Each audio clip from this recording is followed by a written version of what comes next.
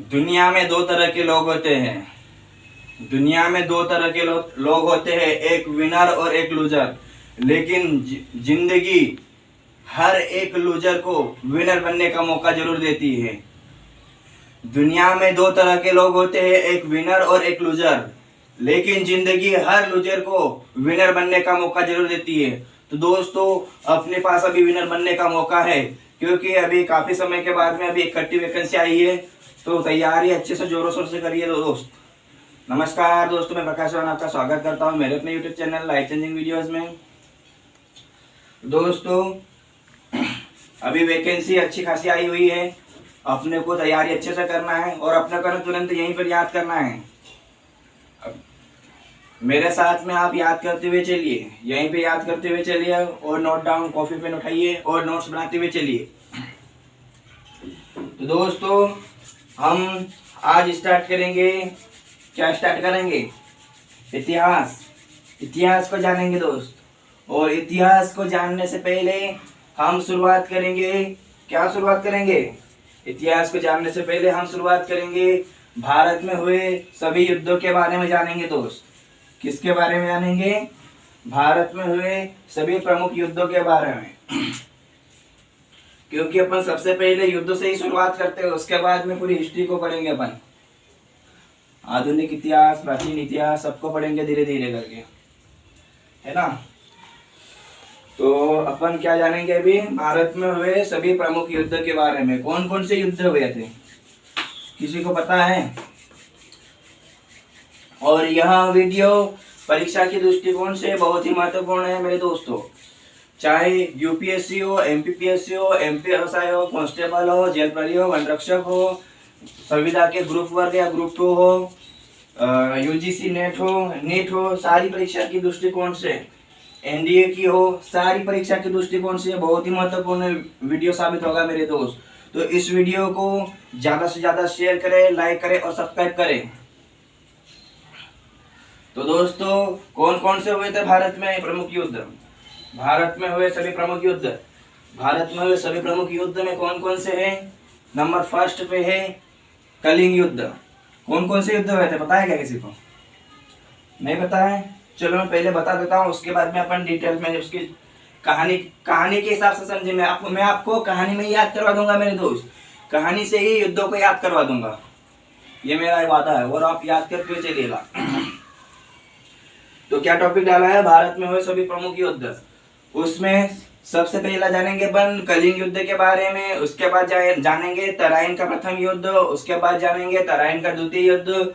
उसके बाद जानेंगे दोस्तों हल्दी घाटी का युद्ध, पानीपत का प्रथम युद्ध, पानीपत का द्वितीय युद्ध, पानीपत का तृतीय युद्ध, भारत पाक युद्ध, चिलियानवाला युद्ध, और कौन सा जानेंगे? कारगिल युद्ध। ये सारे युद्धों को अपन धीरे धीरे एक एक करके जानेंगे मेरे दोस्त। तो हम शुरुआत करते हैं। सबसे पहले कौन से युद्ध के बारे में जानते हैं? शुरुआत से जानते हैं ना, सन के हिसाब से। तो सबसे पहले जानेंगे हम कलिंग युद्ध के बारे में। किसके बारे में जानेंगे दोस्तों? तो सबसे पहले जानेंगे हम कलिंग युद्ध के बारे में। कलिंग युद्ध किससे संबंधित है? किससे संबंधित है कलिंग युद्ध? कलिंग देश ये कहाँ पाया जाता है? बताइए, आपसे पूछ रहा हूँ। कलिंग युद्ध कौन से राज्य में? कलिंग युद्ध कहाँ पर है? समुद्र तट के किनारे है। और कहाँ पर? उड़ीसा में है कलिंग नामक स्थान,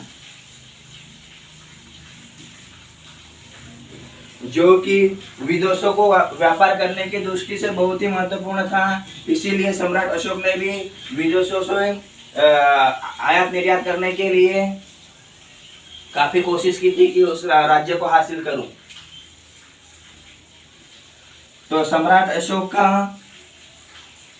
अशोक के राज्य अभिषेक के 10 वर्ष, मैं कहानी बता रहा हूँ, उसके बाद मैं लिखवाऊंगा मेरे दोस्त। सिर्फ कहानी सुनते हुए चलिए, आपको कहानी से याद हो जाएगा आपको। सम्राट अशोक किसका पुत्र है? किसका पुत्र है सम्राट अशोक? अच्छा, वो कौन से वंश का है? कौन से वंश का है वो सम्राट अशोक? बताइए।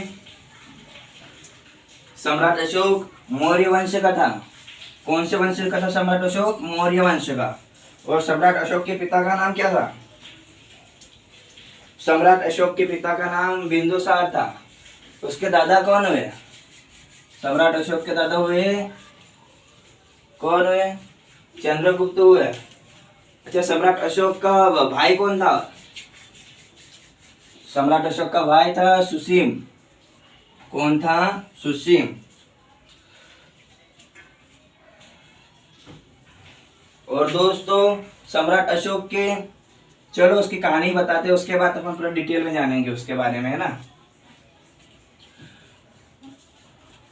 तो सम्राट अशोक के राज्याभिषेक के 10 वर्ष बाद यह कलिंग युद्ध हुआ था। और इसमें कितनी सैनिक थी? 1 लाख से भी ज्यादा सैनिक थी, क्योंकि सम्राट अशोक ने अपने राज्य विस्तार को बढ़ाना चाहता था, देश विदेश में भी व्यापार करना चाहता था सम्राट अशोक। इसीलिए उसने कलिंग युद्ध को जीता था मेरे दोस्त।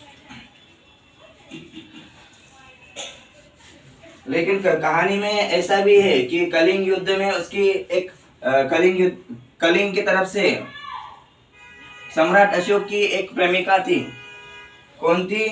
एक प्रेमिका थी। और सम्राट अशोक को ये पता नहीं था कि वो युद्ध नहीं करता शायद, अगर कलिंग युद्ध में उसको पता चलता है कि उसकी प्रेमिका है, लेकिन उसको पता नहीं था शायद, ऐसा कहीं कहीं सुना गया है।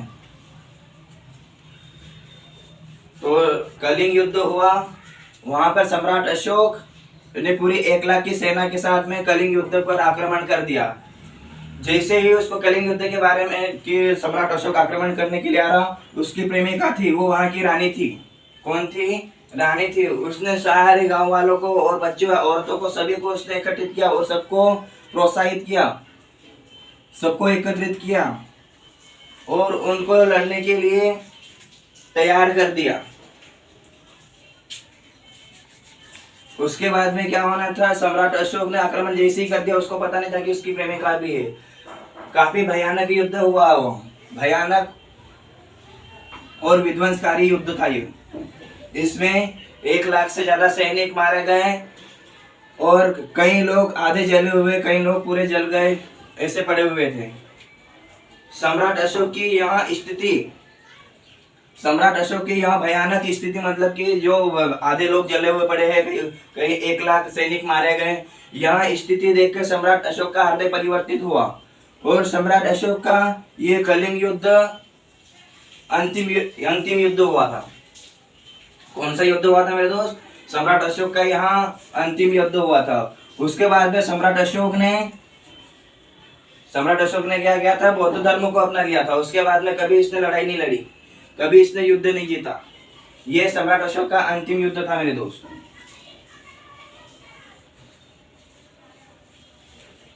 सम्राट अशोक ने फिर बौद्ध धर्म को अपना लिया और बौद्ध धर्म अपनाने के बाद में सम्राट अशोक के एक पुत्र और एक पुत्री थी। कौन थी? महेंद्र और संघमित्रा। उनको बौद्ध धर्म के प्रचार प्रसार के लिए उन्होंने कहाँ भेज दिया था? श्रीलंका भेज दिया था। श्रीलंका कहाँ है? पता है कि नहीं किसी को? सम्राट अशोक ने महेंद्र और संघमित्रा को कहाँ भेजा था? श्रीलंका भेज दिया था। तो चलिए, अब याद हुआ कि नहीं? हुआ कि नहीं याद? हो गया ना कहानी से थोड़ा बहुत याद? हाँ, तो कलिंग युद्ध डाला अपने टॉपिक, उसी में लिखिए कलिंग युद्ध। और ये बहुत ही महत्वपूर्ण है मेरे दोस्त, आपको इसको अच्छे से याद करते हुए चलना, यहीं पे याद करना है, क्योंकि ये पूछा जाता है कोई सी भी एग्जाम हो चाहे। यहाँ युद्ध 261 ईसा पूर्व में,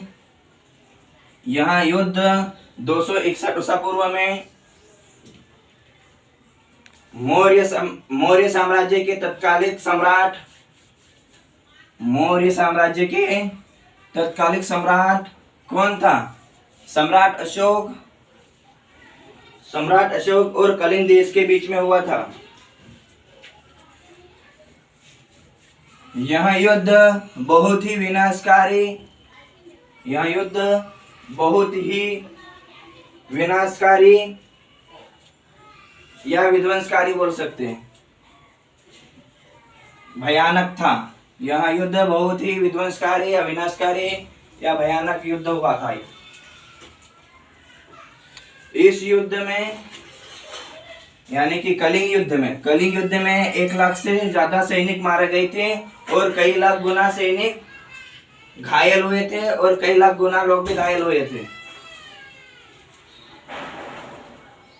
और एक बात विशेष, जहां कलिंग युद्ध में समाप्त होने के बाद में औरतों और बच्चों को बंदी बनाकर उन कलिंग ये कहाँ ले गए थे, मगध ले जाया गया था। वहां पे उनको प्रताड़ित किया गया था, उन पर यातनाएं की गई थी।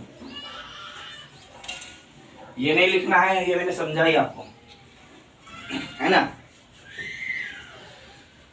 कलिंग युद्ध, अगला पॉइंट डालिएगा। कलिंग युद्ध सम्राट अशोक का अंतिम युद्ध था। कलिंग युद्ध सम्राट अशोक का अंतिम युद्ध था।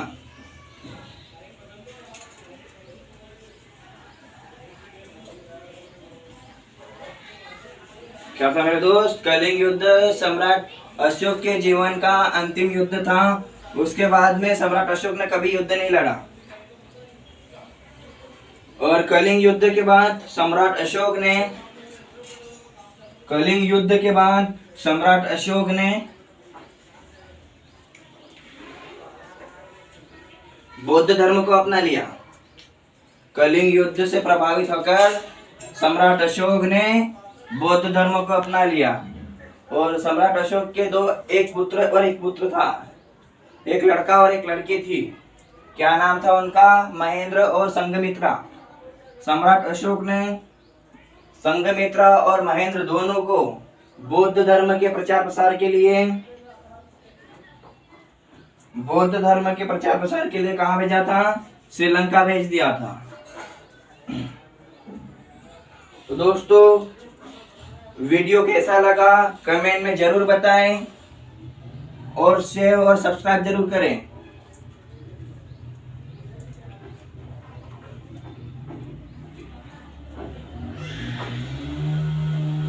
तो दोस्तों, हम अगले युद्ध की बात करेंगे। कौन सा युद्ध?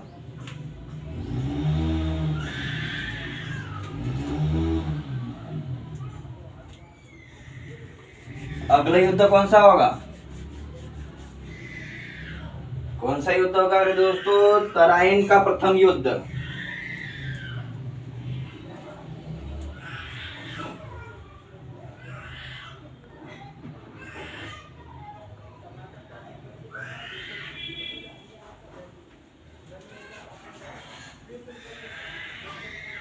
एक बार रिपीट करना है क्या? रिवाइज करना है? नहीं करना है?